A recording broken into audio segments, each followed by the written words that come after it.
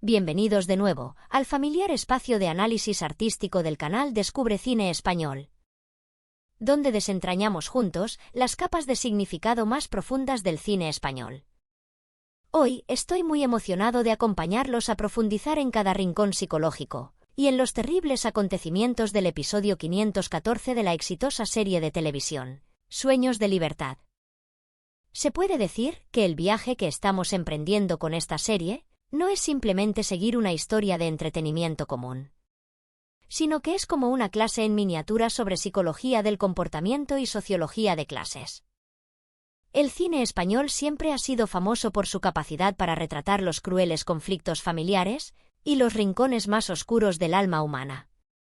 Y el episodio de hoy es el testimonio más elocuente de esa brillante tradición artística. A lo largo del episodio, seremos testigos de la caída de las máscaras hipócritas, el surgimiento de los anhelos de lucha por la igualdad y también de los cálculos sangrientos ocultos bajo el disfraz del amor familiar. El director ha sido sumamente hábil al utilizar luces, sombras y primeros planos para obligar a la audiencia a enfrentarse directamente a la desnudez de los personajes. Prepárense con nervios de acero, porque lo que está a punto de suceder en este episodio, sin duda, dejará en nuestras mentes réplicas inolvidables. Vamos. Acompáñenme en los primeros momentos del episodio 514 y presenciemos la apertura verdaderamente inquietante de los fantasmas del pasado. El recuerdo de Gabriel y el acuerdo de caridad con Begoña. El episodio nos arroja inmediatamente a una atmósfera asfixiante en la oficina. Gabriel está sentado solo, inmerso en un tenso recuerdo sobre la acalorada discusión con Beatriz, su ex esposa, quien actualmente aún conserva el certificado de matrimonio legal de ambos. En ese recuerdo, Beatriz está derramando las palabras más crueles sobre él y usando todos los medios para amenazarlo. Esta escena retrospectiva se recrea con tonos oscuros y lúgubres, reflejando exactamente el caos y la podredumbre dentro del alma de Gabriel en este momento. Ella afirma que Gabriel no merece ser padre y que ningún niño debería soportar la presencia de alguien como él en el mundo. Esta maldición no es simplemente un enojo momentáneo, sino que conlleva el peso de un profundo odio acumulado durante meses y días de ser engañada y pisoteada. Beatriz continúa profundizando en el orgullo de Gabriel al declarar que, sin importar cuánta riqueza deje como herencia, su hijo nunca podrá admirarlo. Desde la perspectiva del análisis psicológico, este es un ataque extremadamente letal.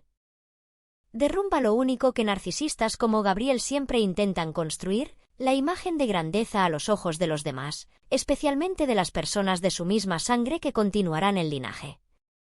El clímax de la indignación es cuando Beatriz llama a Gabriel un patético estafador, y predice que esta misma noche será arrojado a una celda. Personalmente, noto que cada palabra de Beatriz es como una puñalada que destroza la armadura de orgullo de Gabriel. Sin embargo, la reacción de Gabriel en el recuerdo realmente me estremece y me da escalofríos. En lugar de entrar en pánico o mostrar remordimiento, da un paso adelante y saluda tranquilamente, preguntando si todos han venido a visitarlo. Incluso comenta casualmente que acaba de tener un sueño muy reparador. Esta actitud aterradoramente calmada revela la naturaleza de un individuo de sangre fría, extremadamente experto en la manipulación emocional. Quienes portan las semillas de la psicopatía a menudo tienen la capacidad de congelar sus emociones ante las amenazas. Utilizan la burla como un mecanismo de defensa automático para debilitar el poder de las palabras del oponente. O, visto desde otra perspectiva, esta indiferencia demuestra que tiene una carta de triunfo demasiado grande en sus manos, por lo que no le importan en absoluto las amenazas de su ex esposa. La mirada de Gabriel en este momento contiene una crueldad sin fondo, señalando que está dispuesto a hacer cualquier cosa, por despreciable que sea, para proteger sus intereses personales. El flujo interminable y obsesivo de pensamientos de Gabriel es interrumpido repentinamente cuando Begoña, su actual esposa, llama a la puerta y entra en la oficina para hablar con él. La aparición de Begoña actúa como un cambio repentino de tono, arrastrando tanto a Gabriel como a la audiencia de vuelta a la realidad. Pasando a una atmósfera de falsa paz, nos encontramos con Begoña charlando con su esposo. Begoña toma la iniciativa de buscar a su marido porque está muy ocupada acelerando los preparativos para él evento de caridad que pronto se llevará a cabo en el recinto de su casa. La preocupación es evidente en el rostro de Begoña cuando se da cuenta de que esta enorme carga de trabajo agotará a los sirvientes leales como Manuela o Tere. El hecho de que Begoña se preocupe delicadamente por la salud de los trabajadores demuestra que posee un corazón bondadoso y una profunda empatía. En total contraste con la naturaleza demoníaca del hombre que está frente a ella. Begoña representa la luz de la bondad, pero está atrapada en un matrimonio lleno de cálculos políticos e intereses económicos. Para resolver el problema del personal, Begoña toma la decisión de ir al Hotel Majestic para contratar un equipo de servicio profesional adicional que se encargue exclusivamente de las bebidas. Admite que este costo será muy elevado, pero es un factor clave para garantizar que el evento se desarrolle sin problemas y, al mismo tiempo, este lujo también servirá como catalizador para estimular a los invitados a donar más generosamente. Inmediatamente, Gabriel aprovecha la oportunidad para mostrar el papel de un esposo ejemplar. Con un tono falsamente afectuoso y una mirada llena de preocupación, ofrece pagar personalmente todos los gastos de ese cóctel. Gabriel afirma que es su esposo y que siempre quiere compartir todas las cargas, incluso, de manera generosa. Le dice a Begoña que se sienta libre de anotar cualquier cifra que necesite, porque tiene plena fe en ella. Desde la perspectiva del análisis del lenguaje corporal, este gesto caballeroso de Gabriel contiene mucho cálculo. Su mano se coloca deliberadamente sobre la mesa con autoridad, la sonrisa forzada que no llega a sus ojos delata a un mal actor tratando de interpretar el papel del chico bueno. Conectando con la escena del recuerdo anterior, creo que Gabriel está tratando de usar el dinero para comprar la confianza de Begoña y pulir su reputación manchada a través de la etiqueta de la caridad. Begoña, con una lucidez asombrosa, no se deja abrumar por las palabras dulces y las enormes cifras. Mantiene una distancia segura tanto física como psicológica, enviando su sincero agradecimiento a Gabriel porque él ha patrocinado el dinero del local para la guardería y ha prestado el lugar. Sin embargo, inmediatamente levanta un muro defensivo invisible al recordarle a Gabriel un acuerdo tácito entre los dos. Begoña declara claramente que ese acuerdo tiene límites infranqueables y que los favores actuales de Gabriel no cambiarán las condiciones fundamentales que se han acordado. La respuesta de Gabriel demuestra aún más su astucia, cuando declara que hace todo precisamente para servir a ese acuerdo. Begoña enfatiza además que todos estos movimientos son para demostrar que él está dispuesto a cumplir con el compromiso, y que no tiene ningún otro motivo oculto. Esta concordancia superficial es tan fría como un contrato comercial. Exponiendo un matrimonio donde no hay lugar para el amor, donde Begoña siempre debe estar en guardia contra los movimientos impredecibles del hombre que comparte su cama. Esta escena es una caricatura profunda de la burguesía, donde todos los valores morales y los sentimientos más sagrados pueden ser pesados, medidos y negociados con dinero. El ritmo de la fábrica y el secreto matrimonial de Damián. Al mismo tiempo, en la fábrica, el ritmo de trabajo es sumamente frenético. El sonido ensordecedor de las máquinas y el movimiento incesante de los trabajadores crean una imagen vívida de la intensa vitalidad de la clase trabajadora. Un empleado informa sobre el inventario de los barriles de productos químicos desengrasantes y confirma que todo funciona a la perfección. El contexto de esta escena se abre con Marisol de pie, conversando con un empleado sobre la cantidad de trabajo que se está acumulando porque la línea de producción ha entrado oficialmente en funcionamiento. A diferencia de la asfixiante quietud en la oficina de Gabriel, la fábrica es un lugar de sudor, esfuerzo y preocupaciones muy reales sobre ganarse la vida. Además, la joven también expresa su deseo de encontrar un pequeño apartamento para alquilar, con la excusa de no querer ser una carga o molestar en la vida privada de su prima. Este pequeño detalle retrata con mucho éxito la imagen de una Marisol independiente, reflexiva y con alta autoestima. Ella representa a la generación de mujeres jóvenes que se esfuerzan por ascender, afirmando su propio valor a través del trabajo honesto, en lugar de depender de la caridad de sus familias o de hombres poderosos. Luego, aparece sucesivamente Pablo y Damián, cortando la conversación. La presencia de Damián cambia instantáneamente toda la atmósfera de la fábrica. Sus pasos firmes y su mirada abarcadora muestran la autoridad absoluta de un patriarca. Alguien que ha dedicado toda su vida a construir este imperio. Damián se disculpa cortésmente por llegar tarde debido a algunos asuntos externos. Este acto de disculparse con los subordinados muestra que Damián no es un tirano ciego, sino un líder que sabe ganarse los corazones de la gente con un respeto mínimo. Damián muestra el comportamiento de un líder decisivo cuando inmediatamente pide a los empleados que se coordinen con el jefe del departamento de maquinaria para revisar los pedidos que necesitan ser enviados urgentemente. Todas las órdenes se dan de forma clara y decidida, sin lugar a vacilaciones o errores. Cuando el trabajo se ha delegado satisfactoriamente, el espacio alrededor parece reducirse a solo los dos pilares masculinos. Damián se vuelve hacia Pablo y le susurra una noticia innovadora. Con un tono que contiene el orgullo mezclado con un poco de timidez de un hombre mayor enamorado, anuncia que él y Digna han acordado casarse hace unos días, y que actualmente este secreto solo circula dentro de la familia. El cambio en el estado psicológico de Damián, de un presidente majestuoso a un hombre que encuentra un refugio pacífico en sus últimos años, es retratado de manera muy delicada por el actor a través de la relajación de sus músculos faciales y sus ojos, brillando de alegría. Pablo, quien siempre ha sido leal y ha entendido a Damián mejor que nadie, no puede ocultar su alegría y envía sus más sinceras bendiciones a la audaz decisión de Damián. El vínculo entre Pablo y Damián no es simplemente la relación entre amo y sirviente o colegas, sino que es una relación de almas gemelas forjada a través de innumerables altibajos de la vida. Sin embargo, mirado desde la perspectiva del guión, la decisión de Damián de dar otro paso con Digna no es solo la sublimación del amor en el crepúsculo de la vida, sino que sin duda encenderá crueles luchas de poder dentro de la familia.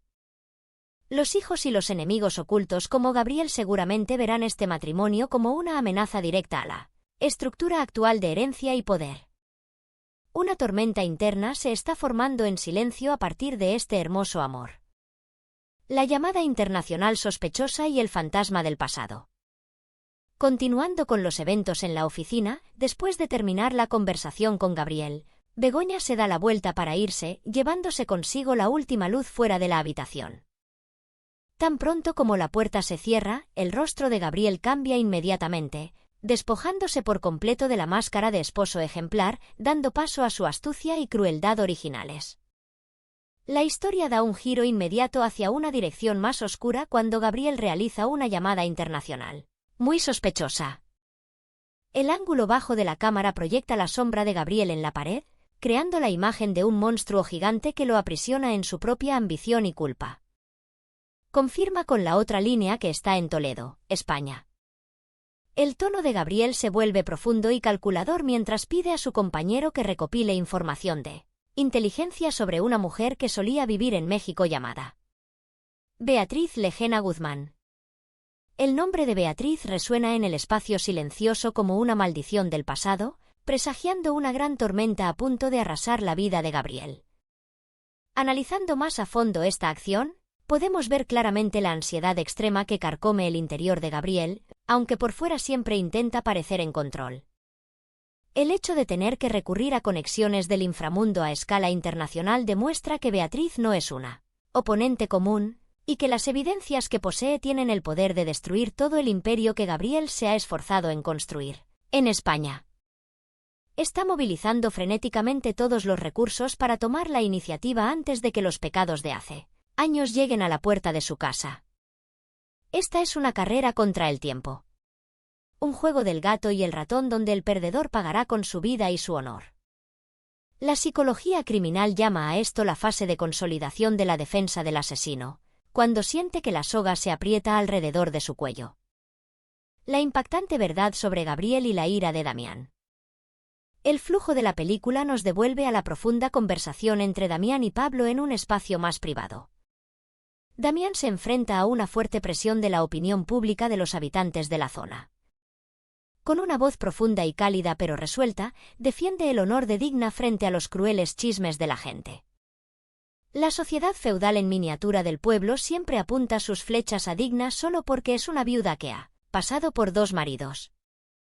Las mujeres desafortunadas como ella siempre se convierten en víctimas de la hipocresía y el juicio cruel de la multitud. Aunque la tragedia de su difunto esposo Gervasio ha quedado atrás en el pasado, los estrictos prejuicios aún no la sueltan, aferrándose a su vida como fantasmas demoníacos. Ante la tormenta de la opinión pública, Damián afirma firmemente su profundo afecto. Considera a Digna como la única mujer de su vida y anhela brindarle una felicidad plena para compensar los días de dolor que ella ha tenido que soportar en silencio. Este sentimiento sincero hace que Damián decida invitar a Pablo y a su esposa Nieves a unirse a la alegría en el gran día, ya que los considera como los raros amigos verdaderos, aquellos que nunca ven a la familia de la reina a través de la lente del dinero o el poder. Conmovido por la sinceridad de Damián, Pablo experimenta una intensa lucha interior. El lenguaje corporal de Pablo revela claramente su inquietud, con las manos fuertemente apretadas y la mirada evasiva. Finalmente, decide arriesgarse a revelar una verdad impactante que descubrió por accidente a través del relato de Marisol. Este secreto está directamente relacionado con la traición de Gabriel, el sobrino del que Damián siempre debe cuidarse, pero que nunca imaginó que podría ser tan despreciable hasta este punto. Pablo duda porque tiene miedo de arruinar el raro y feliz estado de ánimo de Damián en la víspera de la boda, pero su conciencia y su lealtad absoluta no le permiten permanecer en silencio. Pablo relata el hecho de que Gabriel se acercó a escondidas a Marisol, utilizando palabras dulces y dinero para sobornarla y convertirla en una espía para monitorear cada movimiento de Damián. La insidia de Gabriel radica en el hecho de que sabe cómo aprovecharse de los vulnerables, de los trabajadores pobres que se dejan cegar fácilmente por las cosas materiales, para servir a sus oscuras ambiciones. Afortunadamente, Marisol, con su alta dignidad, rechazó resueltamente esa propuesta vil debido a su lealtad absoluta hacia Damián. Al escuchar la historia, la ira dentro de Damián estalla ferozmente como un volcán en erupción. Cada músculo de su rostro se contrae y sus ojos se inyectan de sangre por el odio y la extrema decepción. Siente asco por la infinita malicia de su sobrino y amargamente se da cuenta de que Gabriel nunca se detendrá, hasta que destruya su vida pacífica y le quite todo el poder a la familia. Reprimido al extremo, Damián quiere ir inmediatamente a buscar a Gabriel para enfrentarlo, desenmascararlo a plena luz del día y desatar su ira. Esta reacción impulsiva es completamente lógica para alguien que es continuamente apuñalado por la espalda por sus parientes, cuya fe en la familia es pisoteada sin piedad. Sin embargo, con su compostura inherente y la cabeza fría de un pensador estratégico, Pablo detiene a Damián a tiempo. Analiza agudamente que si Damián revela su dolor y su ira, Gabriel estará aún más complacido por lograr su objetivo de provocación y se dará cuenta de que sus trucos están funcionando. Expresar emociones en este momento es solo un mal movimiento que empuja a Damián a una posición pasiva. En cambio, Pablo aconseja a Damián que mantenga una actitud tranquila, que considere esta información como un arma secreta escondida en la manga para asestar un golpe mortal en él. Momento más oportuno, sin dejar a Gabriel tiempo para reaccionar. La sabiduría de Pablo convence por completo a Damián, él respira profundamente, reprime su ira y agradece a Pablo por dar un consejo invaluable. Esta escena retrata claramente la imagen de un astuto Pablo, quien actúa como un ancla para evitar que el barco emocional de Damián se estrelle contra los arrecifes ocultos en la tormenta del odio familiar. El problema de recursos humanos, el vacío en el transporte y los rincones ocultos del lugar de trabajo de Andrés y Valentina. Cambiando la escena a la zona de la fábrica, un espacio lleno del ajetreo de los negocios, un problema de gestión de recursos humanos está dando dolor de cabeza a los gerentes. Aquí, Andrés está de pie hablando por teléfono para resolver el trabajo con los socios de transporte. La luz natural brilla a través de los grandes ventanales, creando un espacio abierto que contrasta completamente con las oscuras intrigas en la oficina familiar. Los envíos a Soria se han resuelto sin problemas y la situación del tráfico ha vuelto a la normalidad. Después de colgar, Andrés expresa su alivio porque durante el último tiempo la empresa ha sufrido demasiadas pérdidas por incidentes operativos que han interrumpido la cadena de suministro. Sin embargo, la alegría dura poco cuando un problema sistémico, la escasez de personal, comienza a revelarse. Un empleado informa que el conductor Honorio se ha jubilado oficialmente y actualmente Tasio se está devanando los sesos para encontrar la manera de llenar este vacío. La contratación de un conductor parece simple, pero expone serios vacíos en la política de remuneración de la empresa, que veremos más claramente en las escenas de lucha de clases posteriores. Este evento es una señal de advertencia que muestra que la máquina operativa se está desmoronando lentamente, bajo la presión del despiadado recorte de costos por parte de la clase alta. Después de terminar la llamada telefónica, Valentina se acerca para hablar con él con una mirada llena de vacilación y confusión. La toma de la cámara se centra en la incomodidad de los gestos de las dos personas, reflejando una distancia invisible que existe. Andrés se disculpa vacilante por su actitud fría y poco amistosa del día anterior, cuando ella le ofreció regalarle un libro. Este es un acto raro que muestra la autoconciencia y la compasión de un alto directivo. Andrés confiesa que entiende que fue un regalo de gratitud que provino de la sinceridad, pero él mismo estaba confundido y no sabía cómo aceptarlo de manera apropiada sin violar las normas de comunicación profesional en el lugar de trabajo. La sinceridad y humildad de Andrés rompieron el muro de defensa psicológica de Valentina. Al escuchar las confesiones de su jefe, Valentina también comparte honestamente las presiones psicológicas invisibles que soporta cada día al poner un pie en el lugar de trabajo. Su voz tiembla cuando confiesa sentirse incómoda y llena de aprensión al recibir regalos del jefe, su gerente directo. La raíz de esta aprensión proviene del hecho de que fue admitida en la empresa a través de la recomendación de Chloe, una relación personal. En un entorno de trabajo lleno de competencia y miradas escrutadoras, la joven tiene un orgullo feroz, le teme a las miradas críticas de sus colegas, teme que le pongan la etiqueta de aduladora y que esté disfrutando de privilegios irrazonables basados en conexiones. El mayor deseo de Valentina es ascender y afirmar sus habilidades con su propia fuerza laboral e intelecto, en lugar de depender de relaciones sombrías. La psicología de Valentina representa el desgarro de los jóvenes que anhelan afirmarse, pero están atrapados a la sombra de los prejuicios sociales. Comprendiendo la sensibilidad y vulnerabilidad de su subordinada, Andrés rápidamente se aclara con una actitud seria y de respeto absoluto. Afirma que no tiene absolutamente ningún motivo oculto detrás del regalo, ni quiere crear un precedente de favoritismo en el entorno de trabajo que afecte la equidad del grupo. Afirma que el regalo es simplemente una expresión de gratitud y amabilidad entre colegas que trabajan codo a codo para contribuir al desarrollo de la empresa. Después de que la espesa niebla de malentendidos se disipara con una comunicación sincera, Valentina sonríe radiante, se quita la carga invisible y acepta felizmente el regalo de nuevo. Andrés le entrega el libro, junto con cálidos deseos, esperando que el regalo evoque hermosos recuerdos y le dé fuerza para atreverse a acercarse a su madre, curando las grietas afectivas de la familia. Personalmente, considero que esta es una de las escenas más humanas y delicadas del episodio. No abusa del drama o de los conflictos sangrientos, sino que toca rincones muy reales y cotidianos en el lugar de trabajo. Esta escena retrata de manera excelente la delgada línea entre la pura preocupación de los colegas y el abuso de poder, donde un pequeño gesto puede ser distorsionado por la sospecha de la sociedad.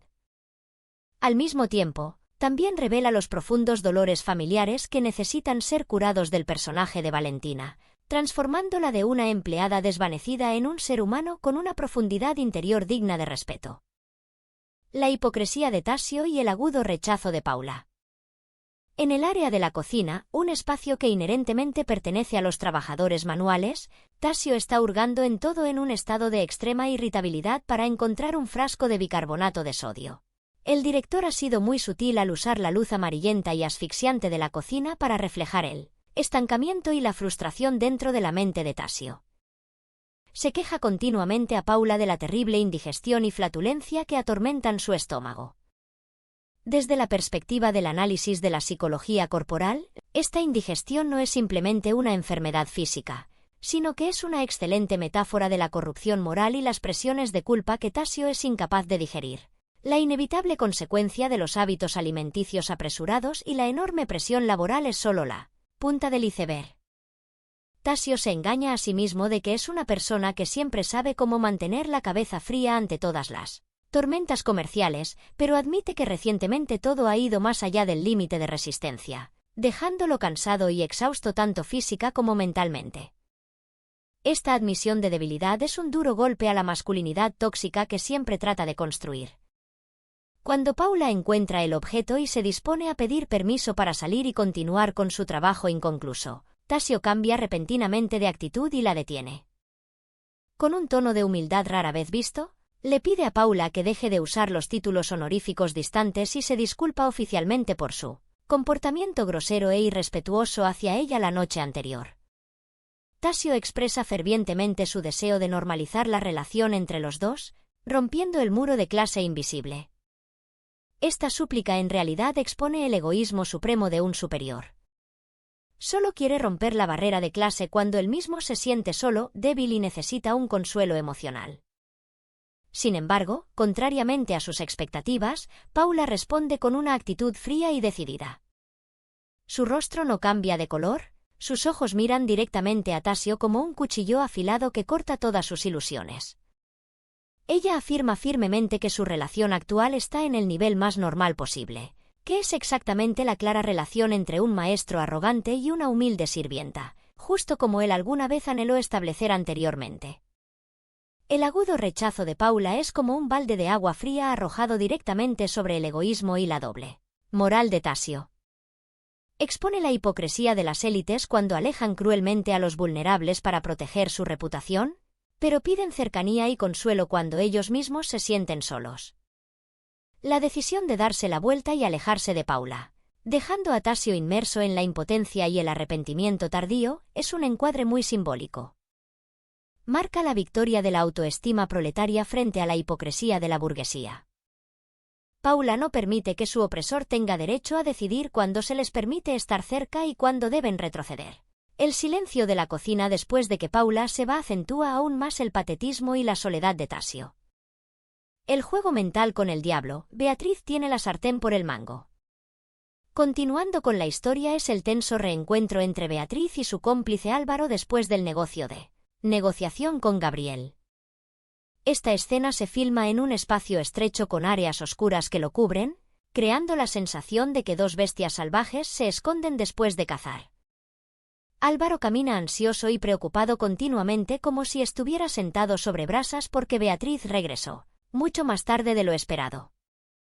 El lenguaje corporal de Álvaro con sus pasos apresurados y sus brazos balanceando se muestra la pérdida de control y el miedo extremo, incluso tenía la intención de arriesgar su vida para ir a buscarla. Con la experiencia astuta del mundo del inframundo, Álvaro le advierte a Beatriz que Gabriel es un demonio disfrazado de respetabilidad, no se detendrá ante ningún truco despreciable y está dispuesto a matarla si siente que su propia seguridad está amenazada. La preocupación de Álvaro tiene un fundamento completo porque entiende demasiado bien las crueles leyes del inframundo donde la vida humana es más barata que los billetes de papel. Ante el pánico de su cómplice, Beatriz se muestra muy tranquila. Su tranquilidad crea un fuerte contraste con el alboroto de Álvaro. Ella lanza un comentario sarcástico y amargo, preguntándole a Álvaro si el dinero es lo único que existe en su mente en este momento. Esta pregunta altamente letal toca el ego de Álvaro. Inmediatamente refuta y hace un juramento tóxico de que si el bastardo de Gabriel se atreve a tocar un solo cabello de Beatriz, será ejecutado de inmediato. Este juramento apestando a violencia revela involuntariamente el profundo cuidado posesivo de Álvaro por Beatriz, demostrando que la relación entre ellos es mucho más compleja y unida que un simple contrato de extorsión.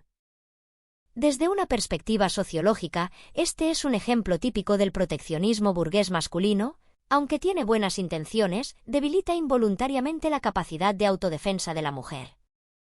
Beatriz ignora ese juramento sangriento y comienza a relatar el desarrollo de la asfixiante confrontación. Cuando ella lanzó la enorme cifra de la extorsión, Gabriel perdió por completo su falsa calma. Se volvió loco y se abalanzó con la intención de agredirla. Sin embargo, su instinto de supervivencia y el miedo a la opinión pública lo detuvieron cuando se dio cuenta de que había muchas personas pasando cerca. Beatriz señala victoriosamente que el punto débil de Gabriel en este momento es que es completamente impotente, porque no tiene ninguna pista sobre dónde se esconde el certificado decisivo. Para tener la sartén por el mango, Beatriz ha montado una farsa perfecta. Con aguda inteligencia, le mintió a Gabriel diciendo que ese documento ultrasecreto ha sido entregado a un tercero extremadamente seguro, junto con una directiva clara de exponer todos sus crímenes a la luz si ella sufre algún accidente. Este apalancamiento psicológico magistral ha establecido un sólido paraguas de protección para la vida de Beatriz, convirtiendo su seguridad en un prerequisito para la supervivencia de Gabriel. Esta técnica de negociación al estilo de destrucción mutua demuestra que Beatriz no es una víctima débil, sino una verdadera guerrera. Pero al mismo tiempo, también estimula la curiosidad de Álvaro. Él le pregunta con insistencia a quién confió realmente esa arma. Con la máxima precaución, Beatriz decide mantener este secreto oculto, lo que hace que Álvaro se enoje mucho y la acuse de jugar a un misterio innecesario. A pesar del enfado, Álvaro aún tiene que exclamar palabras de elogio al talento sobresaliente de Beatriz. Él la llama cariñosamente Morena y expresa su admiración por su capacidad de prever todas las situaciones. El anhelo de ascender y la decisión de terminar el amor conformista de Paula. Continuando con la escena anterior, después de que Tasio se va enojado del área de la cocina, se abre otra escena que nos lleva a lo profundo del mundo interior lleno de ambiciones de Paula. Eduardo, el conductor de la familia, un anciano con el aspecto de un padre amable, entra y comienza a conversar con ella. El espacio de la cocina en este momento parece ser mucho más cálido y seguro que cuando Tasio todavía estaba allí. Paula confiesa entre lágrimas que, después de los profundos consejos en la conversación anterior, ha reunido el valor suficiente para tomar una decisión extremadamente difícil: terminar la relación romántica con su novio Ángelo.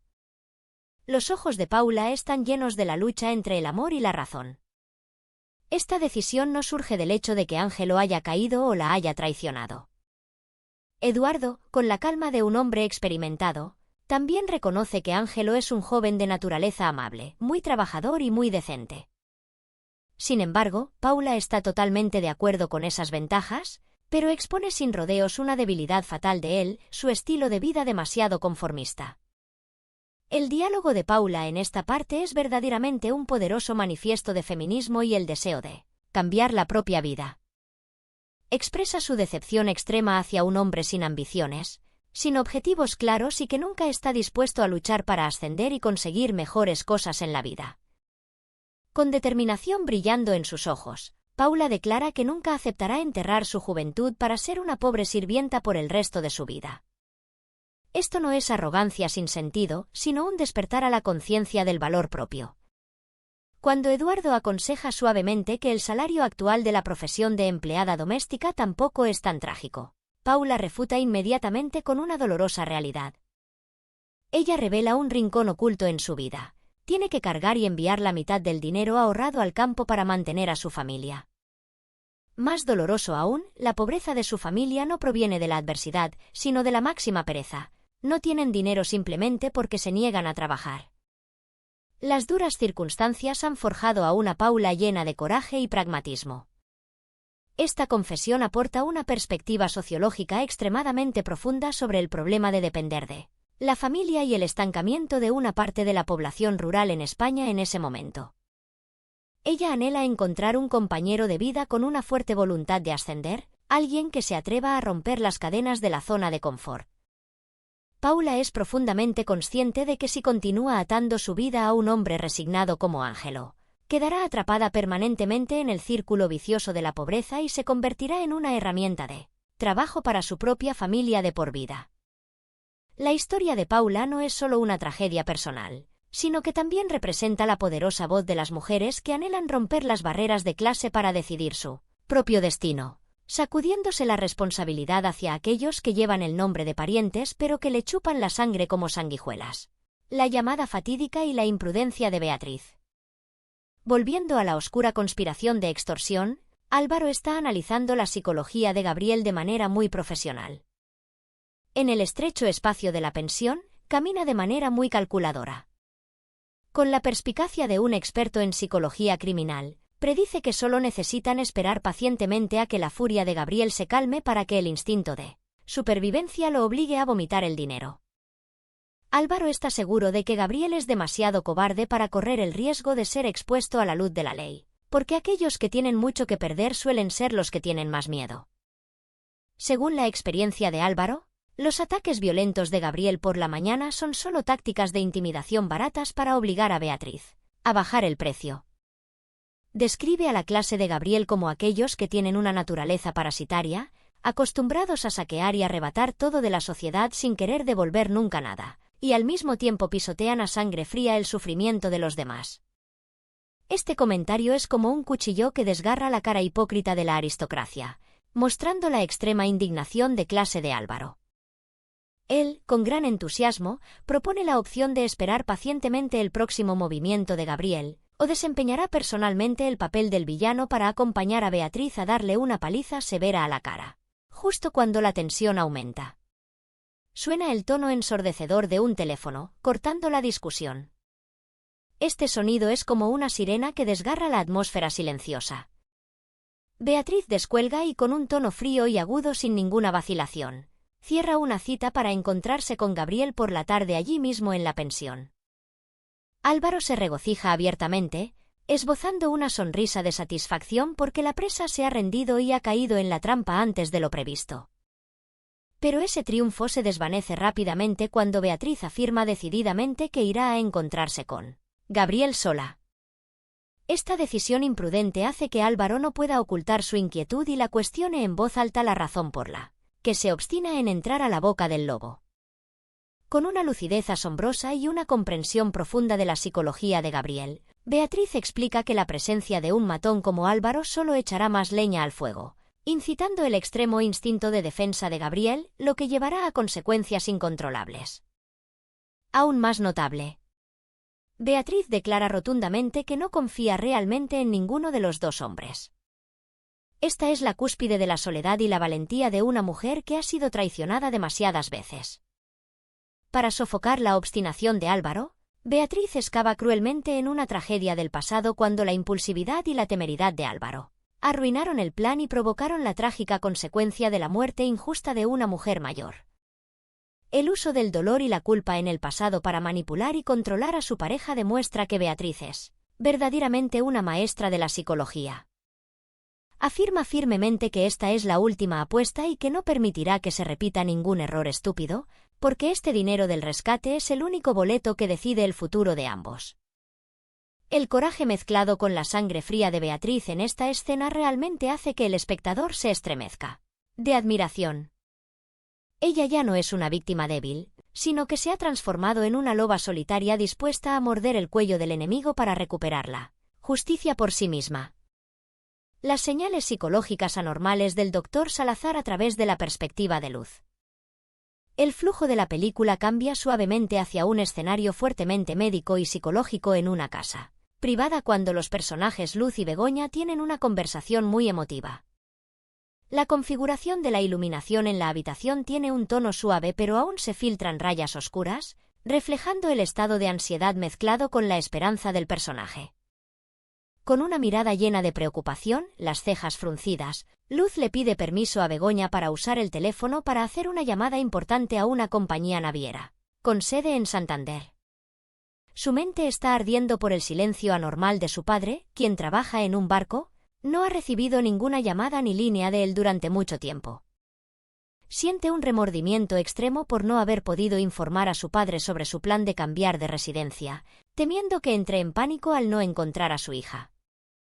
Para calmar la creciente tensión de Luz, Begoña le pone amablemente la mano en el hombro, consolándola con que tal vez su padre solo esté lidiando con una tormenta en el mar o con algunos pequeños problemas de comunicación y que se comunicará pronto.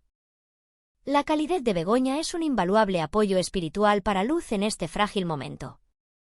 Dejando temporalmente a un lado la preocupación familiar, con los nervios de acero de un profesional de la medicina, Luz inmediatamente centra su atención en su profesión.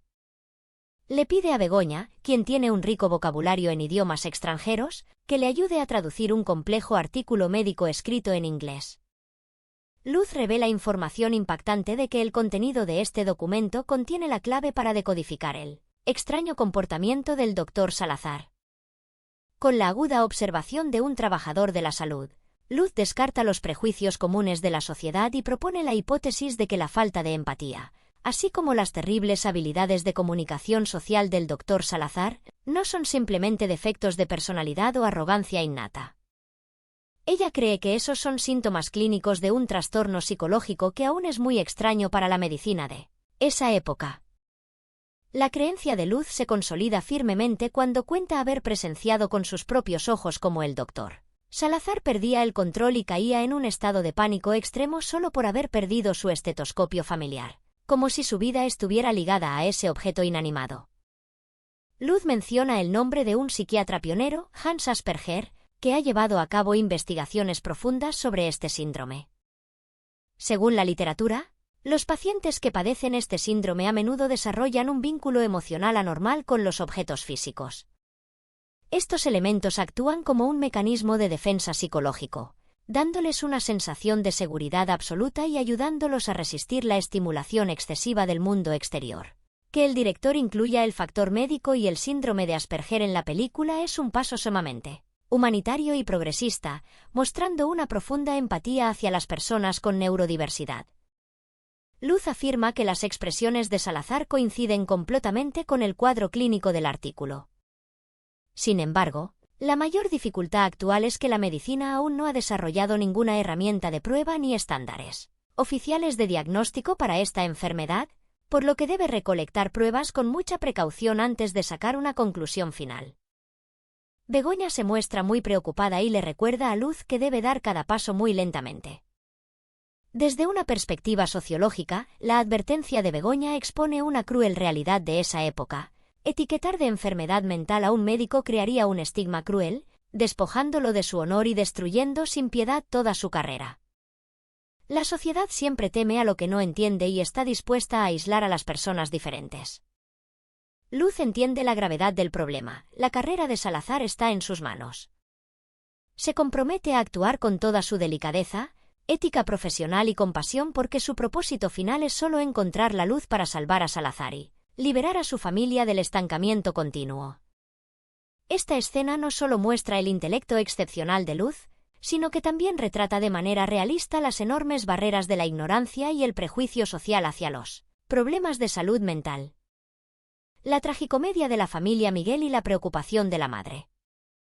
La imagen de la familia de Miguel emerge como un escenario de tragicomedia con conflictos triviales pero persistentes, reflejando de manera realista la vida de familias de clase media que luchan con las divisiones generacionales. Esta escena comienza con una conversación profunda y algo amarga entre Miguel y su madre, Nieves. El desorden del pasillo, lleno de zapatos, es una metáfora del caos dentro de las relaciones familiares de ellos. Miguel tiene que inclinarse para recoger cosas, enfrentándose a la arrogancia y la sinrazón de su hermana Mabel, quien siempre tiene la costumbre de depender de los demás y exigir que le sirvan en todo. El gesto diligente de Miguel retrata la paciencia y el cansancio de un hermano mayor que siempre tiene que desempeñar el papel de hacer concesiones. Nieves, como madre, intenta mantener la paz y consuela amablemente a su hijo. Con su inmensa tolerancia, ella todavía cree que en algún momento, pasando por los tropiezos de la vida, Mabel se dará cuenta de su egoísmo y cambiará su actitud. Sin embargo, Miguel, con una mirada más realista y con menos ilusiones, se muestra pesimista y sarcástico, diciendo que la terquedad de Mabel no tiene rival. La diferencia en cómo perciben el problema la madre y el hijo muestra la brecha generacional y la impotencia de los padres para disciplinar a los hijos adultos que se niegan a crecer. El tema de la conversación cambia rápidamente a un aspecto más serio: los desafíos que Miguel enfrenta en la clínica. Esta es la escena que expone las inquietudes de una madre al ver a su hijo neurodivergente luchar con la sociedad. Con un entendimiento profundo que casi la ahoga, la madre describe en detalle la lucha de Miguel en sus intentos por comunicarse con los pacientes. Él no lleva un disfraz falso, pero está poniendo todo su esfuerzo en aprender a interactuar socialmente de la forma más normal posible, intentando encajar sus piezas neuronales en un mundo que no está diseñado para él. El cansancio de tener que encubrirse continuamente, o el proceso de camuflaje psicológico, está agotando la fuerza de Miguel. A pesar de esto, la ansiedad no deja de carcomer a Nieves. Ella comienza a atormentarse y a dudar si la familia está empujando a Miguel por el camino equivocado al alentarlo a aceptar este trabajo que exige interacciones sociales de alta intensidad. El corazón de la madre teme el escenario de que el duro entorno de trabajo y la falta de empatía de sus colegas y pacientes aplasten su pequeña confianza, dejando heridas emocionales y una profunda decepción que no se puede curar. Al ver a su madre caer en el pozo de la duda, Miguel, con un tono extremadamente gentil y cálido, la tranquiliza y espera que ella mantenga encendida la llama de la fe en él. La mirada firme en sus ojos es un testimonio de su madurez excepcional. El hecho de que Miguel baje su ego, quite sus defensas y acepte la ayuda de su madre es considerado por él como una enorme victoria espiritual, rompiendo la barrera de comunicación entre madre e hijo. Después de esta conversación tan emotiva, Miguel toma sus instrumentos y usa la excusa de ir a visitar a un paciente en casa para irse, evitando la atmósfera asfixiante y preparándose psicológicamente para los desafíos de afuera. Justo después de que Miguel desaparece, Pablo, su padre, aparece y también habla con Nieves. La aparición de Pablo trae consigo la energía cruda y cansada de un hombre que soporta el pilar de la familia. Pablo se muestra muy harto y enfadado con la costumbre de dependencia de su hija Mabel. Con la determinación de un padre que no quiere malcriar a su hijo, él se queja airadamente y afirma que si Mabel quiere recoger las cosas, entonces debe volver a casa ella misma para conseguirlas, porque ese lugar sigue siendo su casa y él sigue siendo su padre, quien posee la máxima autoridad. El diálogo se cierra con el suspiro angustiado de marido y mujer, creando una nota profunda de tristeza al pensar en niños que, aunque han crecido físicamente, siguen siendo para siempre inocentes y traen innumerables problemas a quienes les dieron a luz. El intenso choque entre el poder familiar y la autoridad eclesiástica. Al entrar en el centro de poder de la familia de la reina, presenciamos un intenso choque clásico entre las dos fuerzas dominantes en la sociedad tradicional española. El capitalismo familiar representado por Damián y la autoridad de la Iglesia representada por el padre Don Agustín como portavoz. El gran espacio de la habitación con sus majestuosos muebles de roble crea una arena perfecta para esta prueba de fuerza psicológica. Damián invita proactivamente a Don Agustín a bendecir la nueva fábrica, un movimiento que tiene una naturaleza diplomática y refuerza la imagen pública más que una verdadera creencia religiosa. El director utilizó un ángulo de cámara horizontal para colocar a estos dos personajes en un equilibrio de poder, ninguno dispuesto a ceder ante el otro. Sin embargo, Don Agustín responde con una actitud altiva y condescendiente, se arroga el derecho a juzgar la moral y quiere legalizar rápidamente la situación de convivencia que considera ilegítima y una mancha en el honor de los miembros de la familia de la reina. Desde la perspectiva del análisis del poder, la Iglesia siempre quiere usar ceremonias religiosas para controlar y mostrar autoridad sobre la aristocracia. Con la ambición de hacer alarde de su influencia y convertir la boda en un evento religioso con su sello personal, Don Agustín propone organizar una boda muy lujosa y magnífica.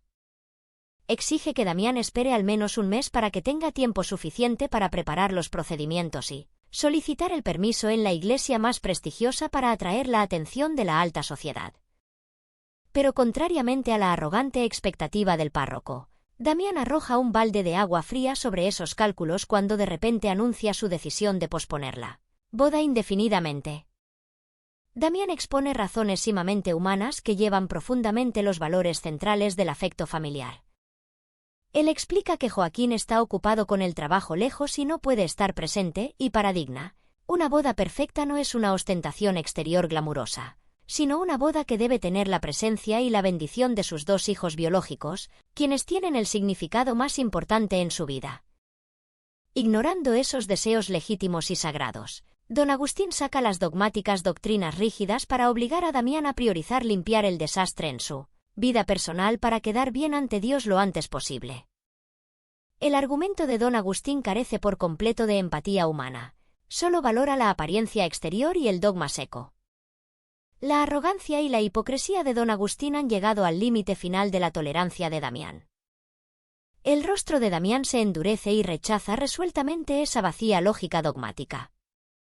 Damián afirma tajantemente que comenzar un matrimonio pisoteando los deseos más sagrados de su futura esposa e ignorando los sentimientos de una madre es un terrible insulto al amor y es un pecado mayor que cualquier regla de la Iglesia.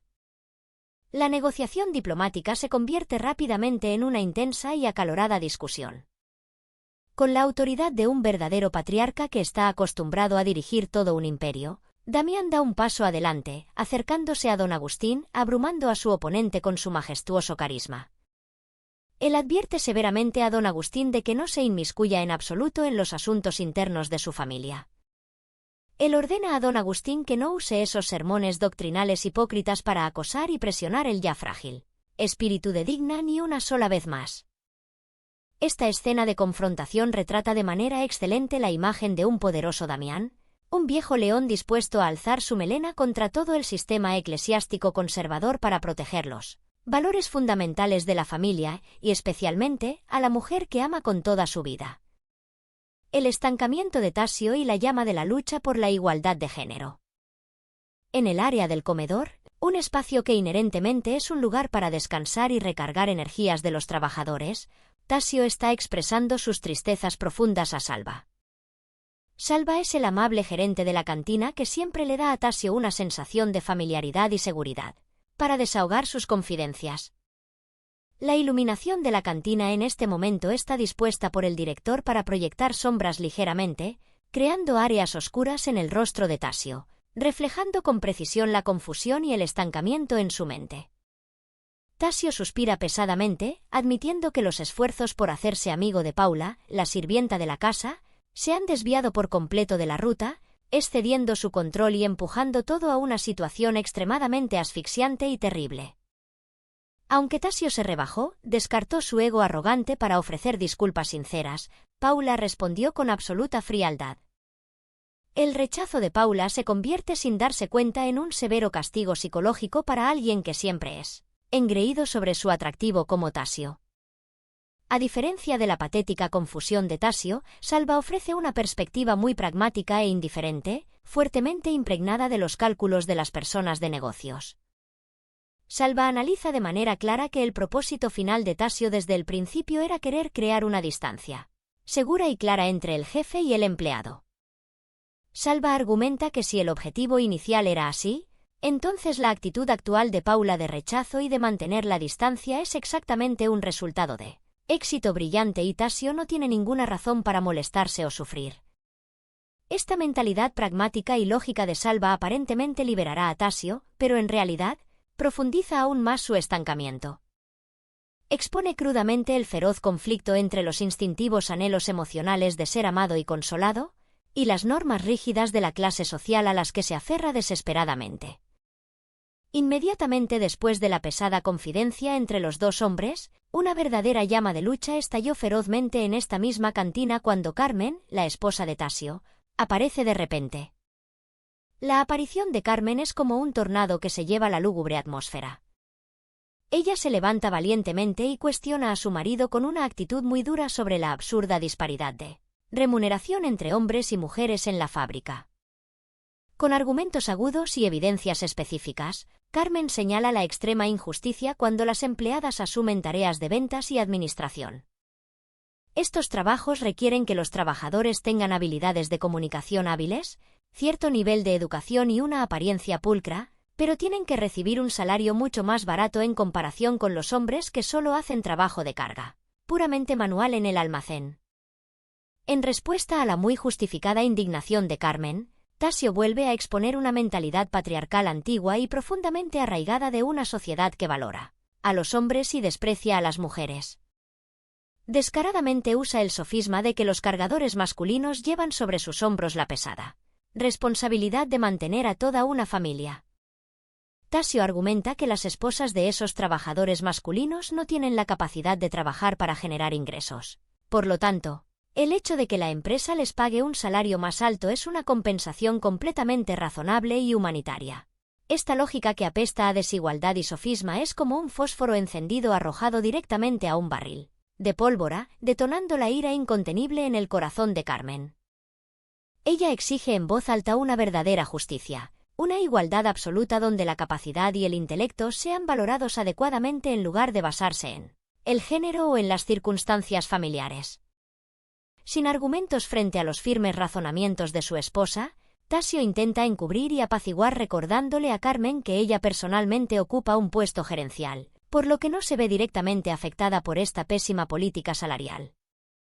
Le aconseja que se resigne a su suerte en lugar de entrometerse en los asuntos de los demás para buscarse problemas.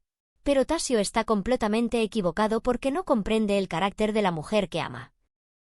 Carmen es exactamente la abanderada de la solidaridad femenina, no solo lucha por su propio plato de arroz, sino que está gritando en nombre de los derechos de todas las mujeres sin voz que están siendo oprimidas por él. Sistema capitalista. Mostrando claramente la cara de un cobarde corrompido por el poder y el dinero, Tasio culpa a la dura ley natural de la sociedad. Se defiende con un tono patético de que él es solo un pequeño individuo, impotente ante los tiempos y que no puede cambiar el curso de la historia. La máxima debilidad de Tasio hace que Carmen se sienta asqueada y llena de decepción. Ella es como si echara sal en el pasado heroico de él cuando recuerda la imagen de un Tasio fuerte, lleno de ideales. El Tasio de sus recuerdos es quien solía pararse orgulloso en la primera línea, liderando a los hermanos trabajadores en huelga para exigir el derecho a vivir, exigiendo el derecho a ser humanos. Sin embargo, el poco poder y el puesto gerencial actual han convertido a Tasio en un despreciable oportunista. Él se defiende débilmente diciendo que el cambio en el estatus social obliga a las personas a ceder y corromperse para sobrevivir en un mundo cruel. Con una mirada de supremo desprecio que penetra el alma del oponente, Carmen le lanza a la cara de Tasio el juicio más amargo. Ella declara que él ahora es solo una sombra andrajosa del pasado, alguien que ha vendido su alma al capital. Mientras tanto, ella afirma que siempre mantendrá el espíritu, la naturaleza de lucha y el orgullo de una verdadera trabajadora. El despertar y el plan de huelga secreta de Carmen. Convirtiendo la furia hirviente en acciones prácticas, Carmen comienza a llevar la llama de la lucha a los corazones de las otras trabajadoras en el taller. La escena de las trabajadoras reunidas murmurando y discutiendo bajo la tenue luz de neón crea una atmósfera zumbante llena de fluctuaciones. Cuanto más analizan profundamente la cuestión de la remuneración, más perciben la ridiculez y la crueldad del sistema de explotación laboral. Los complejos trabajos de oficina que requieren meticulosidad como los de secretaria administrativa o el del personal de empaque de productos son valorados a un nivel mucho más bajo que el trabajo de los empleados del almacén que no necesitan usar la mente. Cuando las hermanas le preguntan sobre la reacción de Tasio ante esta injusticia, Carmen repite airadamente los cobardes argumentos de resignación y la mentalidad conservadora de su marido.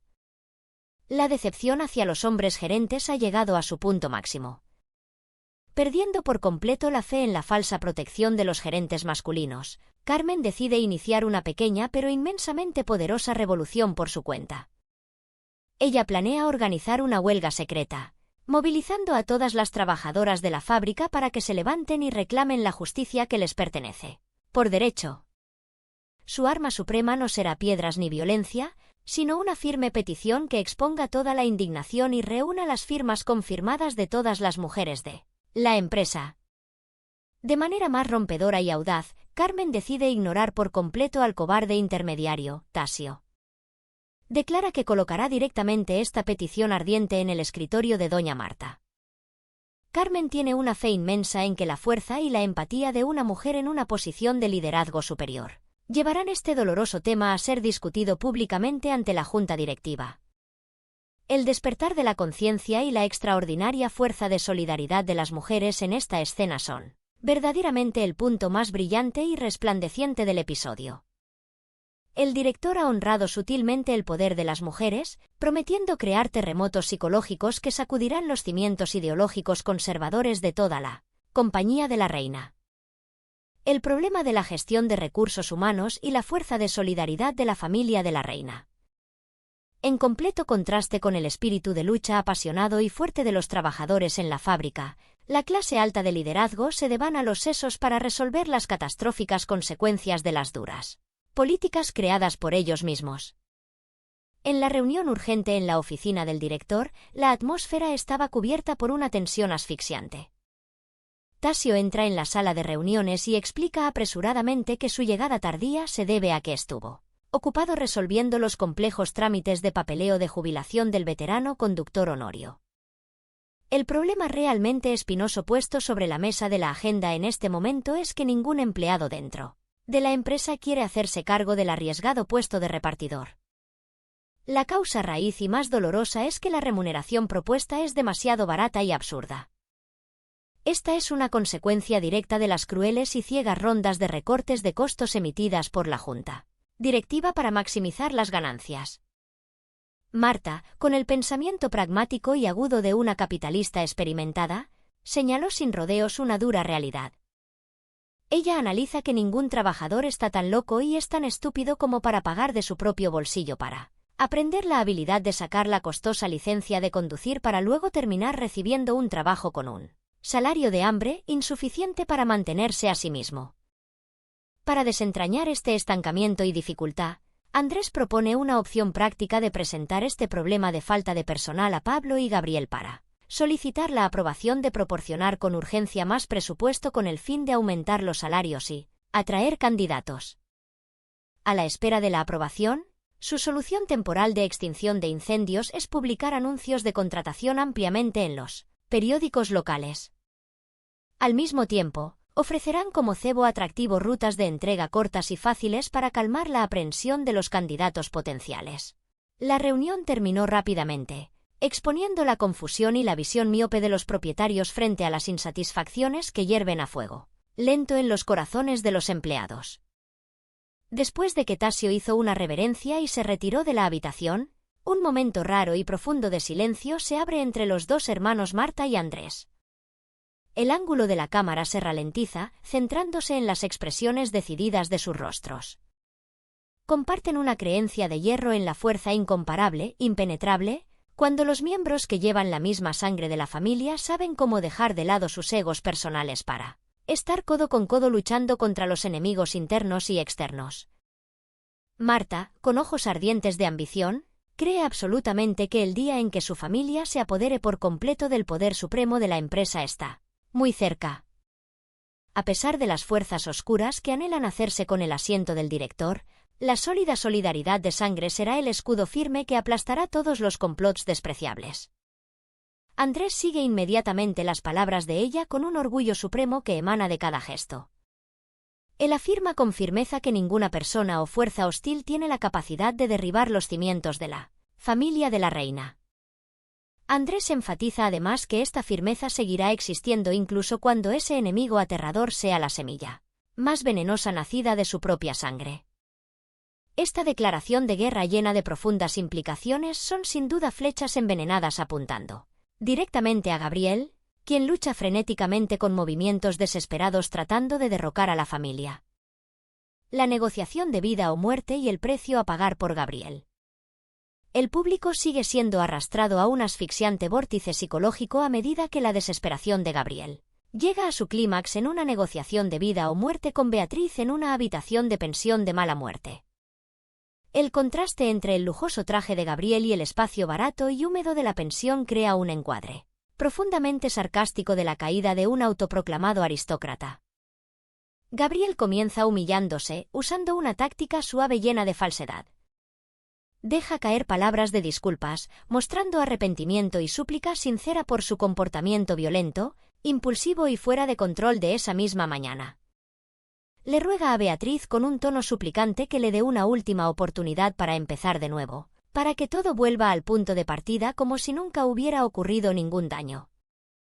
Pero Beatriz se ha transformado ahora por completo. Con un corazón que se ha endurecido y se ha convertido en piedra después de haber sido traicionada una y otra vez, ya no es el títere para que él manipule fácilmente con unas pocas lágrimas de cocodrilo. Le recuerda firmemente a Gabriel con ojos ardientes de odio que sus propias manos sucias casi le rompen la cara a golpes hace solo unas horas. Al ver que la sumisión no funciona, Gabriel sigue cambiando de táctica y juega el papel de un amante ciego. Deja caer diálogos de amor empalagosos y baratos afirmando que Beatriz es la única mujer en este mundo capaz de despertar los mejores instintos y también las peores ambiciones escondidas en lo profundo de su ser. Desafortunadamente para Gabriel, este guión cursi es demasiado anticuado y ridículo. Beatriz le ordena fríamente que se calle de inmediato y deje de actuar esa asquerosa obra de hipocresía. Para mantener la ventaja y ahogar la voluntad de resistencia del oponente, ella amenaza con ir personalmente hasta la puerta de la fábrica y exponer toda la sucia verdad a la luz. Ella jura destrozar esa imagen de hombre de negocios exitoso y ejemplar que él ha construido asiduamente con innumerables mentiras. Al ser acorralado, Gabriel ruega por una misericordia despreciable, aferrándose al pretexto de que ahora tiene una nueva familia que necesita ser protegida. Esta excusa es como echar un barril de aceite al fuego de la indignación de Beatriz. Ella excava amargamente en el cruel pasado cuando él solía tener un hogar muy perfecto en México con una esposa que lo amaba con locura, pero que él tiró a la basura sin piedad y sin un ápice de lástima. El sofisma de Gabriel alcanza una nueva altura de bajeza cuando usa como pretexto que ahora tiene un hijo de sangre para continuar el linaje familiar, y no quiere repetir la terrible tragedia de su padre dejando una mancha para sus hijos. Esta excusa cobarde y egoísta no puede ocultar la naturaleza de sangre fría de alguien dispuesto a pisotear cualquier vida para ascender. Surgiendo emociones, Beatriz cuenta entre lágrimas el momento más oscuro de su vida cuando tuvo que regresar a México buscando su sombra en la más desesperada impotencia. El dolor de ser abandonada fue como una fiera salvaje que ha carcomido su alma día a día, hora a hora, convirtiéndola de una mujer llena de amor en un monstruo que solo vive de odio. Incluso llegó a odiar a su propia madre biológica solo por creer erróneamente que ella había tramado separar a ambos. Pero a través de muchas tormentas y lecciones sangrientas, se dio cuenta de que su madre era quien más la amaba. Ella dejó 2 regalos invaluables antes de morir. El primer regalo fue el nombre secreto en el testamento que la ayudó a rastrear las pistas y encontrarlo hasta España. El segundo regalo, más trágico, fue que su misma muerte la liberó por completo de todas las cadenas de obligaciones del pasado, dándole el poder de ser cruel. Sin renunciar a la esperanza de manipular a la presa psicológicamente, Gabriel intenta evocar recuerdos de las viejas películas románticas que solían ver juntos y los juramentos eternos cada vez que se reconciliaban después de sus peleas en el pasado. Cobardemente, le ruega que mienta aunque sea solo una vez y diga que ella siempre lo ha estado esperando y todavía lo ama profundamente. En respuesta a esa extrema desvergüenza, Beatriz arroja un cubo de agua helada a la cara de Gabriel. Ella declara rotundamente que la única frase que le interesa escuchar de su podrida boca en este momento es la hora y el lugar exactos donde él entregará la maleta con el dinero. Expone su torpe mentira de que después de pagar suficiente dinero, se separarían para siempre sin volver a verse jamás, liberándose el uno al otro. Al ser expuesto, Gabriel se apresura a rectificar torpemente que no deseaba esa cruel separación. Beatriz se acerca furiosa y le advierte con voz amenazadora. Declara que la mujer débil, ingenua y soñadora que él abandonó en la estación de tren de México hace años está trágicamente muerta. Las tormentas y dificultades de la vida han forjado y le han enseñado la habilidad de supervivencia más cruel. El único objetivo que existe en su mente en este momento es acumular la mayor cantidad de dinero posible, para compensar la juventud perdida. Acorralado y sin ninguna otra salida, Gabriel tiene que apretar los dientes y temblar para entregar un pago por adelantado cuidadosamente envuelto. Comienza a actuar la canción de la pobreza, describiendo la escena de tener que correr pidiendo préstamos en todos los grandes y pequeños bancos, suplicando favores de viejos amigos en la lejana isla de Tenerife e incluso teniendo que morderse los labios, para considerar hipotecar su espaciosa casa para juntar suficiente efectivo. Junta sus manos desesperadamente rogando a Beatriz que sea generosa y le conceda un poco más de tiempo para arreglárselas. Beatriz se burla de su incompetencia e inutilidad con una sonrisa a medias llena de desprecio. La tensa transacción se cierra con una atmósfera escalofriante hasta los huesos. Beatriz cuidadosamente toma el dinero, lo mete en su bolso y se da vuelta para alejarse con decisión. Antes de dar un portazo, le lanza a la cara una firme afirmación de que entre ellos de ahora en adelante no queda ninguna otra conexión, excepto los fríos números de cuentas bancarias. Gabriel se queda clavado en el lugar, apretando los dientes, con los ojos llorosos, prometiendo contactar activamente de inmediato cuando reúna la enorme cantidad de dinero restante. Los cálculos de poder y el regalo de bodas de carácter estratégico. Mientras Gabriel lucha frenéticamente en el charco de fango de la culpa y la deuda, los otros miembros principales de la familia de la reina se han reunido en la lujosa sala de estar para discutir un regalo de bodas significativo para Damián y Digna. Con una excepcional agudeza política heredada de la tradición familiar, analizan y evalúan este próximo matrimonio no solo como una historia de amor de pareja. Consideran esto como un movimiento estratégico perfecto para consolidar firmemente el poder supremo del linaje ortodoxo en la familia.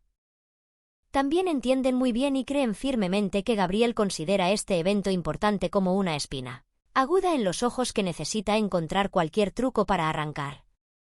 El incidente de posponer la boda de manera inesperada debido al conflicto interno, inadvertidamente brindó al grupo de descendientes una cantidad de tiempo invaluable para preparar un regalo muy considerado y con un profundo significado simbólico. La discusión es muy animada, con innevelables ideas que vuelan y son planteadas, solo para ser rechazadas rápidamente por argumentos prácticos. La sugerencia sobre un costoso viaje de vacaciones a Europa es eliminada de inmediato y sin piedad. Ellos conocen muy bien la naturaleza adicta al trabajo y desconfiada de Damián, y él nunca se sentirá seguro dejando la empresa para irse de viaje durante este periodo de transición de poder extremadamente delicado. La idea de contratar a un pintor famoso para pintar el retrato de los enamorados también se evalúa como no factible. Con un carácter precavido y perfeccionista, es muy probable que Digna se haya adelantado y haya preparado esto por sí misma. Una placa conmemorativa de bloque de cobre sólido adherida en el jardín daba una sensación de ser demasiado seca, formal y de carecer del calor del afecto familiar. El destino final del trío es encontrar un regalo que no sea importante en términos de valor material convertido a dinero, pero que obligatoriamente debe contener un significado espiritual extremadamente profundo. Ese regalo debe ser un símbolo eterno, testimonio del sincero y absoluto apoyo de la generación de descendientes hacia el amor que ha soportado muchas tormentas de los dos mayores. Para ellos, este matrimonio no es solo un ritual de unión de dos individuos ordinarios, hombre y mujer, sino que tiene un enorme significado simbólico como un final feliz, resolviendo todos los persistentes resentimientos y odios amorosos que han dividido los linajes a lo largo de muchas décadas. Cuando quedan estancados buscando la idea perfecta, acuerdan la decisión de recurrir a la ayuda y al asesoramiento de Joaquín y Luis, quienes comprenden profundamente las tradiciones familiares. Un momento de conmovedora quietud ocurre a mitad de la reunión cuando uno de ellos, espontáneamente, deja escapar una sonrisa de radiante felicidad. Esta persona admite emocionada que nunca se atrevió a soñar con el hermoso escenario en el que los tres hermanos pudieran sentarse juntos en paz bebiendo té y debatiendo para elegir el regalo de bodas para su propio padre. Este momento simple y rústico ha retratado de la forma más auténtica el intenso anhelo de conexión familiar, enterrado en lo profundo del corazón de lo que habían sido despojados durante demasiado tiempo debido a las intrigas por la disputa de bienes. El raro momento de paz y la intersección de la cultura culinaria en la cantina. Para suavizar las intrigas por el poder y las asfixiantes escenas de negociaciones, el director intercala muy hábilmente en medio del episodio una escena de la vida cotidiana muy cálida en el espacio del restaurante local. El cambio de la luz a tonos anaranjados brillantes en la cocina crea un efecto visual agradable y relajante.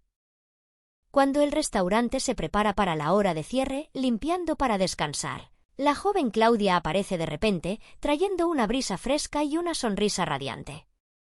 Ella no llega al restaurante como un cliente transeúnte exigiendo servicio, sino que quiere pedir un poco de la carne de cerdo asada sobrante en la cocina para instruir personalmente a Salva en la preparación del plato de jerimoje.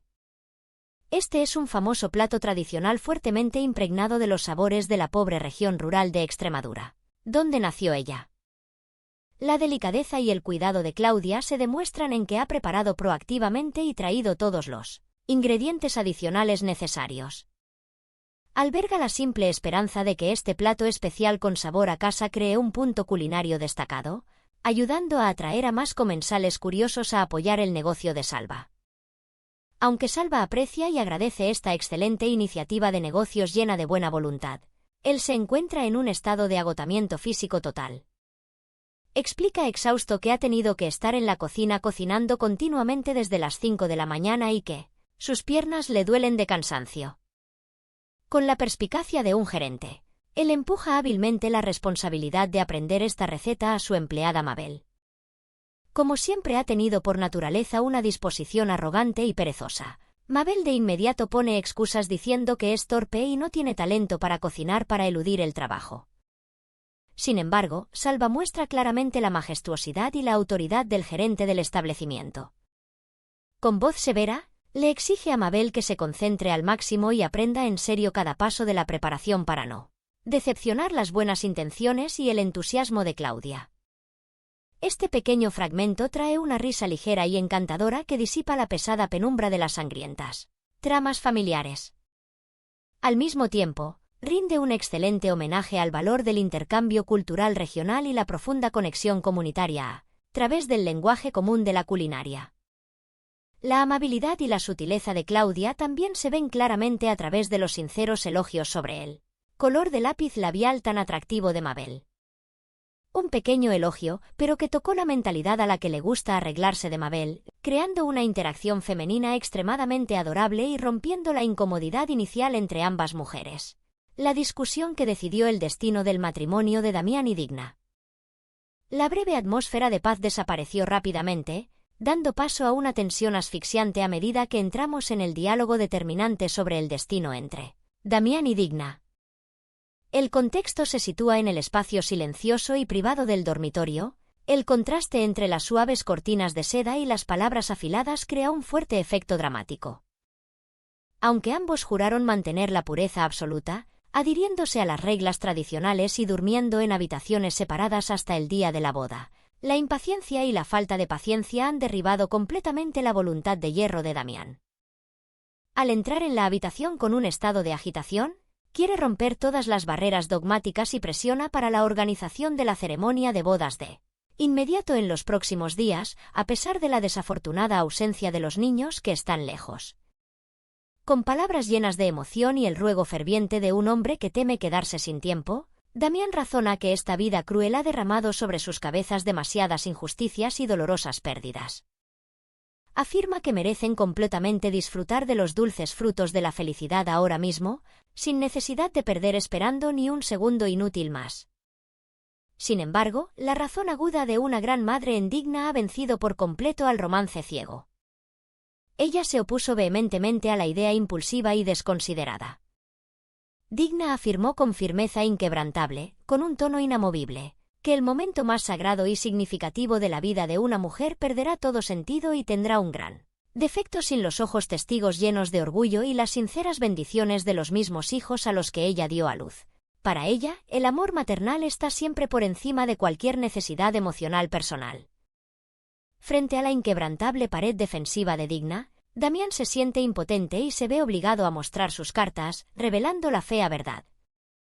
Dolorosamente revela que la verdadera razón detrás de su extrema impaciencia no es solo por un amor apasionado. Damián confiesa que los chismes crueles en todo el pueblo están rumoreando, señalando con el dedo y tejiendo las historias más horribles, manchando el buen nombre de ellos. Están difundiendo el rumor de que los dos están cohabitando libremente como marido y mujer, pero que no tienen ningún estatus legal reconocido por la Iglesia. La brutal intervención de Pablo Salazar y, sobre todo, la llamada telefónica como una severa advertencia del Consejo Parroquial de Cabildo acerca del riesgo de explosión de un escándalo moral, han empujado a Damián hasta el último rincón. Con el inmenso orgullo de un hombre que lidera una familia de gran prestigio y que es el fundador de un gigantesco imperio empresarial, Damián sintió la presión de 1000 kilos pesando sobre sus hombros. Debe tener la responsabilidad de proteger la intachable reputación de la familia, de proteger la dignidad inmaculada de Digna y de proteger también la memoria reverencial y sagrada de su difunto esposo Gervasio. La única y más apresurada solución que se le ocurrió en estado de pánico fue dar un golpe preventivo a la opinión pública. Él se ha ido a reunir directamente con don Agustín a altas horas de la noche, usando su poder para forzar a la Iglesia a proceder con los trámites del matrimonio lo antes posible, apagando todos los chismes. Esta cobarde confesión defensiva contra la opinión pública es como un cuchillo envenenado que atraviesa el corazón de Digna, que arde en amor. Ella retrocedió consternada, dándose cuenta de la amarga verdad de que el motivo de apresurar la boda de Damián no proviene completamente de un amor puro y del deseo de conectar sus almas. Por el contrario, ha sido mezclado suciamente por su vano ego, La enfermiza obsesión por mantener el poder y la cobardía patética frente a la lengua del mundo. La decepción se convierte rápidamente en un ataque de ira que estalla en acción. Digna despoja sin rodeos a Damián de cualquier derecho de autodeterminación en este asunto. Ella le señala directamente a la cara y le prohíbe terminantemente intervenir, incluso en un pequeño detalle, sobre cómo ella misma organizará su propia boda. Con argumentos sólidos y sensatos, ella desenmascara el egoísmo extremo que se esconde en la persona de Damián. Ella señala una dura realidad que deja mudo a Damián de que, si los papeles se invirtieran, Damián nunca se rebajaría a aceptar organizar una ceremonia de bodas donde estuvieran ausentes los mismos hijos biológicos que continuarán su linaje. La acalorada discusión se cierra con un estancamiento extremo irreparable. Al darse cuenta de que no puede usar la razón ni la autoridad para doblegar la voluntad de hierro de la mujer, Damián debe tragar amargura y darse la vuelta para irse. Antes de que la puerta del dormitorio se cierre de golpe, él le arroja un deseo de buenas noches muy forzado, malhumorado y resentido, dejando a Digna ahogada en las lágrimas de autocompasión y dolor por su destino. Montaje al final del episodio. Se acerca una gran tormenta. Los últimos minutos del episodio son organizados por el talentoso director según la clásica técnica de montaje, entrelazando continuamente fotogramas a un ritmo rápido con el fondo de una música sinfónica llena de drama. Esta técnica de edición de película crea un efecto de resonancia emocional intenso, anunciando que una terrible tormenta está a punto de barrer la vida de todos los personajes del pueblo. El primer cuadro es la escena de Álvaro y Beatriz con caras tan frías como el hielo empacando rápidamente su equipaje, metiendo fajos de billetes y armas en la maleta, preparándose para un viaje fatídico lleno de sangre y lágrimas a Toledo para asfixiar a Gabriel y reclamarla deuda de sangre de hace años. El destello rápido a otra escena es la confesión rústica y sincera de un joven de la clase trabajadora que anhela encontrar un trabajo estable que le sirva de trampolín para construir un pequeño hogar con su novia de la infancia. La siguiente es la imagen de un plan de cita lleno de timidez, torpeza, pero también de mucha determinación de una joven que lleva en su corazón un ardiente deseo de amor. Intercalado allí está la imagen de una llamada telefónica bañada en lágrimas de una hija que por accidente pronunció palabras repudiando a su madre biológica debido a los impulsos de la juventud, pero que ahora se derrumba anhelando volver a los cálidos y tolerantes brazos de la familia. El encuadre continúa hacia la mirada fría y afilada, llena de firmeza y sabiduría de luz, mientras se queda despierta toda la noche bajo la luz de la lámpara e inicia el proceso de investigar literatura médica para arrancar la máscara del trastorno de autismo de Salazar, salvando su carrera. Y para cerrar esta inquietante e incuestionable sinfonía épica están las confesiones cargadas de inmensas inseguridades de un hombre que anhela hacer público su amor ardiente, pero que siempre vive con un miedo extremo de que el fantasma del pasado le quite su frágil felicidad actual. Esta secuencia de montaje ha captado excelentemente toda la alegría, la ira, el amor y el odio de la vida humana, allanando el camino para que exploten tragedias crueles en el próximo episodio. Predicción de los próximos eventos. Desde la perspectiva de análisis personal de alguien que ha dedicado muchos años de pasión e investigación a los guiones de cine español, tengo una fuerte creencia basada en datos lógicos de que el próximo episodio será una explosión de violencia y giros psicológicos extremos. La aparición del dúo de Beatriz y Álvaro en Toledo ciertamente encenderá una guerra sin cuartel donde no habrá lugar para concesiones. Gabriel, una bestia acorralada en el rincón que ha perdido todas sus posiciones, ciertamente se quitará por completo la máscara hipócrita para revelar su naturaleza más cruel y sedienta de sangre. No descarto la extrema posibilidad de que utilice violencia a sangre fría para asesinar y silenciar permanentemente a Beatriz con el fin de enterrar el secreto. Con respecto a la relación entre Damián y Digna, actualmente se encuentra en el borde del abismo de la ruptura. Si Damián no se despierta y renuncia a su despotismo y egoísmo patriarcal para comprender y respetar verdaderamente los sentimientos de Digna, este esperado matrimonio se hará añicos en pedazos antes de que comience, convirtiéndose en el hazmerreír de todo el pueblo. Por el lado de la fábrica, la campaña de lucha para exigir los derechos de igualdad de género iniciada por la líder femenina Carmen ha madurado y sin duda creará una huelga impactante que paralizará toda la línea de producción. Esta huelga obligará a Marta y a toda la junta directiva a enfrentarse a la peor crisis de recursos humanos en la historia de las operaciones de la empresa, amenazando directamente la supervivencia del imperio de la reina. Resumen.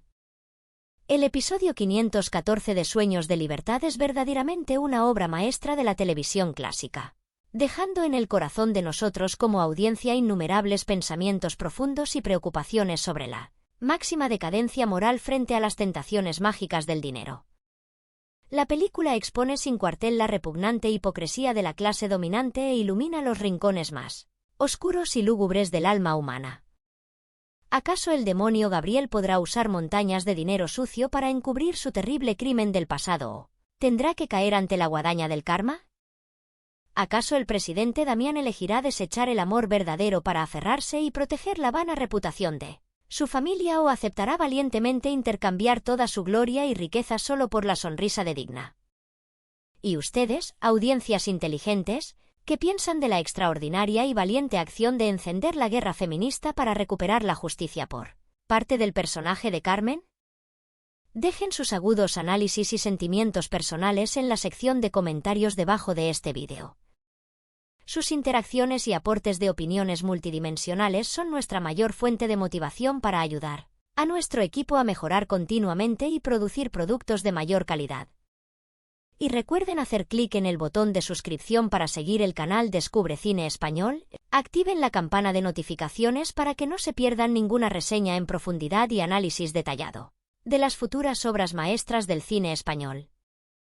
Saludos cordiales y nos vemos a todos ustedes en los próximos vídeos de análisis llenos de drama.